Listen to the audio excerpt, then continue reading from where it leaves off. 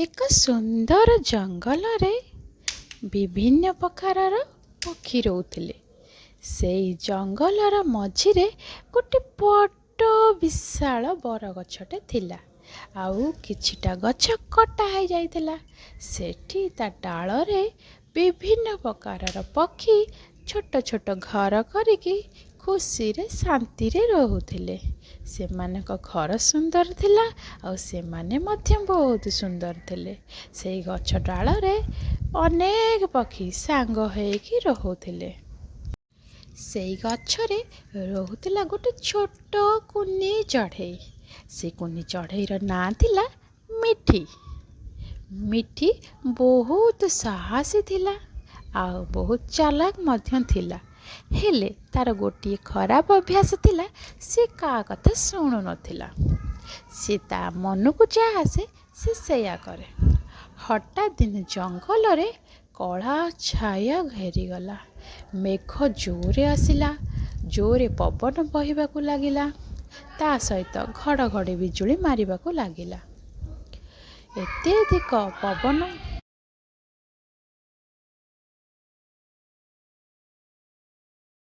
ଜଙ୍ଗଲରେ ଗୋଟେ ବୁଢ଼ା କାଉ ରହୁଥିଲା।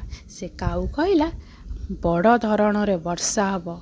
ସମସ୍ତେ ନିଜ ନିଜର ଘର ଯାଞ୍ଚ କରିନିଅ ଆଉ ଭଲ ଭାବରେ ଦେଖିନିଅ।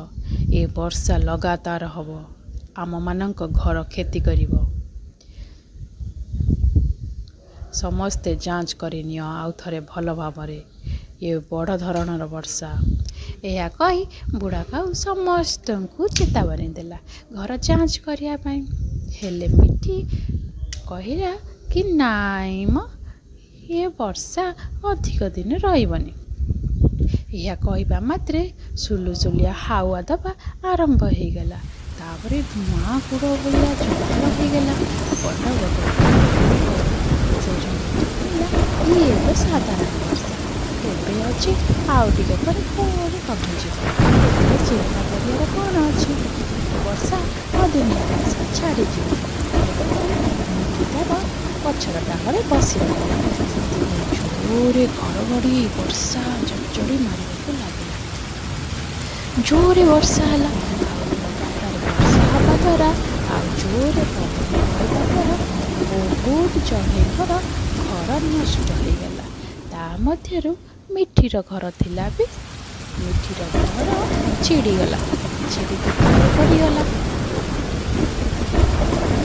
ଜୋରେ କଳାର ବର୍ଷା ଅନ୍ଧାରରେ ମିଠି ସମସ୍ତଙ୍କୁ ଚିତ୍କାର କରି ଡାକିଲା, ବଞ୍ଚାଅ ବଞ୍ଚାଅ, କିଏ କୋଉଠି ଅଛ ମୋତେ ବଞ୍ଚାଅ, କିଏ କୋଉଠି ଅଛ ମୋତେ ବଞ୍ଚାଅ ବଞ୍ଚାଅ। ଏହା ଶୁଣି ତାପରେ କ'ଣ ହେଲା ନା, ମିଠିର ବସା ତ ଛିଡ଼ିଗଲା, ତା ପାଖରେ ଉଡ଼ୁଥିବା ଅଣ୍ଡା ବି ତଳେ ପଡ଼ିଗଲା। ଆଉ ମିଠି ବହୁତ କାନ୍ଦିଲା। ଡାଳପତ୍ର ତଳେ ତାର ଅଣ୍ଡା କୋଉଠି ଯେ ଲୁଚିଗଲା। ଆଉ ସିଏ ଖୋଜିକି ପାଇଲାନି। ବହୁତ କାନ୍ଦିଲା ଆଉ ବହୁତ ଜୋରେ ବର୍ଷା ବି ହେଉଥିଲା। ସେଇଠୁ କଳା କାଉ ଆସିକି କହିଲା, ତତେ ମୁଁ ଚେତାବନୀ ଦେଇଥିଲି, ତୁ ହେଲେ ମୋ କଥା ଶୁଣି ନଥିଲୁ। ଏବେ ପରିଣାମ କ'ଣ ହେଲା ଦେଖ, ଭୋଗିଲୁ ତ। ସବୁବେଳେ ସଚେତନ ହେଇ ରହିବା ଆମର କର୍ତ୍ତବ୍ୟ। ଏ ବର୍ଷା ପବନ ସହଜରେ କମିବନି। ଏହା ଶୁଣି ମନାଲି ଆଉ ସୋନାଲି ସମସ୍ତେ ଆସିଲେ। ସେଇଠୁ ବୁଢ଼ା କାଉ ମିଠିକୁ ସବୁ ଗାଳି କହିଲେ ଆଉ କହିଲା, ଆମେ ତୋର ଅଣ୍ଡାକୁ ଖୋଜିଦେବୁ। ସେତିକି ବେଳେ ମିଟୁର ଦୂରରୁ ଆବାଜ ଆସିଲା, ଏଠିକି ଆସ ରେ, ଏଠିକି ଆସ, ଦେଖିବ ଆସ, ଏଠି ମିଟୁର ଅଣ୍ଡା ପଡ଼ିଛି।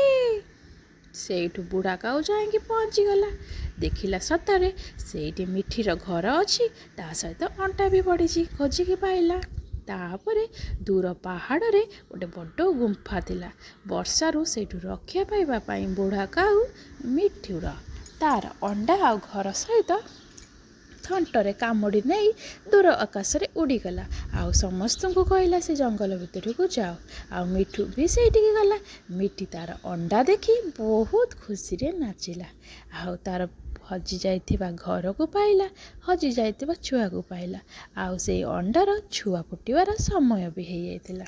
କିଛି ଦିନ ପରେ ଦେଖିଲା ମିଠି ସେ ଛୋଟ ଛୋଟ ନିନି ନିନି ଛୁଆ ତା ଦେହରୁ ବାହାରିଲେ।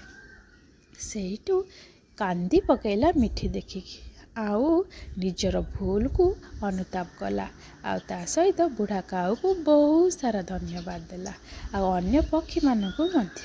ସେବେଠାରୁ ମିଠି ଯେତେବେଳେ ବି ଜଙ୍ଗଲରେ ବାଦଲ ଘୋଟି ଆସିବ, ଥଣ୍ଡା ହାୱା ଦେବ, ସମସ୍ତଙ୍କୁ ସତର୍କ କରିଦିଏ କି ନିଜର ଘରକୁ ଯାଞ୍ଚ କର।